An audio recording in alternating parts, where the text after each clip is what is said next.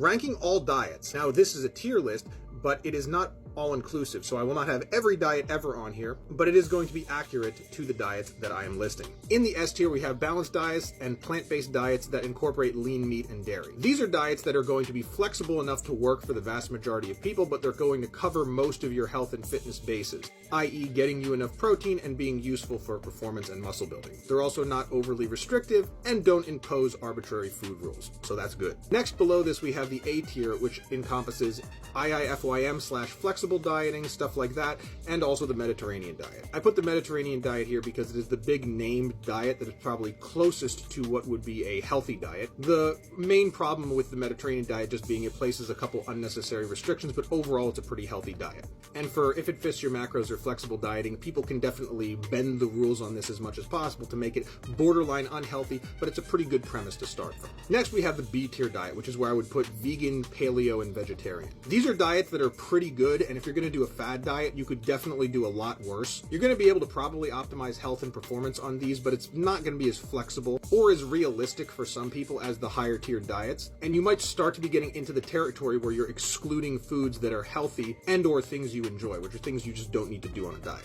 Below this, we have the C tier, and this is where I would put the intermittent fasting diet and also the dessert with breakfast diet, which many of you may have never heard of. Dessert with breakfast diet is essentially you have dessert with your breakfast. It's kind of like incorporating a little bit of enjoyment, unhealthy foods into your first meal of the day, so then you are not craving them in the later parts of the day. There's actually some evidence to show that this works and is helpful, and it's probably just a slight variation off of a flexible dieting /IIFYM approach. These diets are probably okay, but they do put some unnecessary restrictions on you, and or they may not be realistic long term. Like, most people don't really want to fast every day for the rest of their life.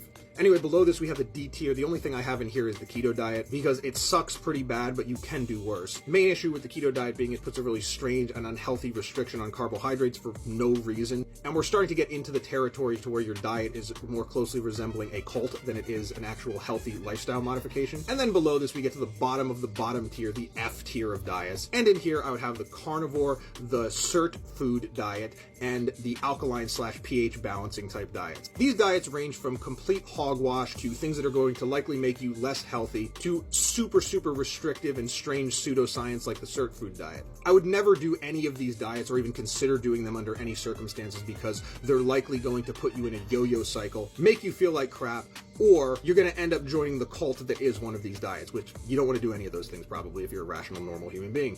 That's my tier list of diets. If you want me to look at or review any other diets, drop them in the comments. Make sure you follow me at Johnny Krebs Fitness.